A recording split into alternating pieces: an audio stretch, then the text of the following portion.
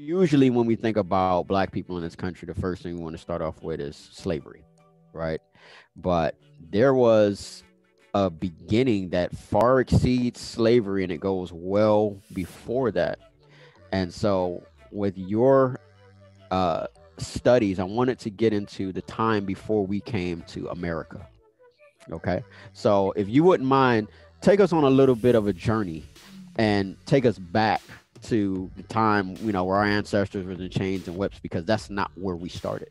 Absolutely. And again, that is the missing, it's always the missing piece when we have either Black history or even through our textbooks and from the elementary on up, actually to the collegiate levels, oftentimes that is it. But we ought to know, we ought to be aware and to share that our history, the history of the people of African descent, did not start with slavery. And I will take you back to some of the kingdoms. There's many kingdoms and great civilizations from the African diaspora and the people originated from the continent of Africa, which we all people do. But if we focus on some of the kingdoms, we can start in the northern kingdom. So we can start what we call Egypt, which is really Kemet. Kemet means it means black. It means black, but it's black, the soil, the rich soil from the fertile Nile, the soil, and also there's other words again that the Cushite people used and others used, and that which meant beloved land and motherland, and that's where we get that term motherland.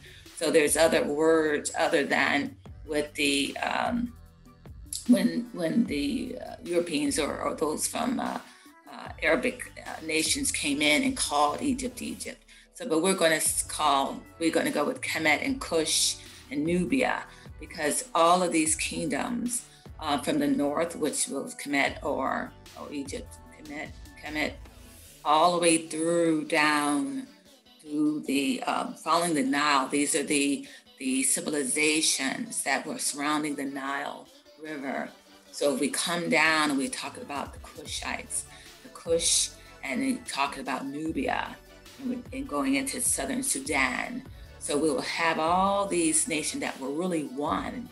They weren't separate. So it's really an oxymoron when we see black pharaohs or black, that's because those are all one people, not separate as we would portray today, or sometimes it's the oftentimes with the Eurocentric view of the world.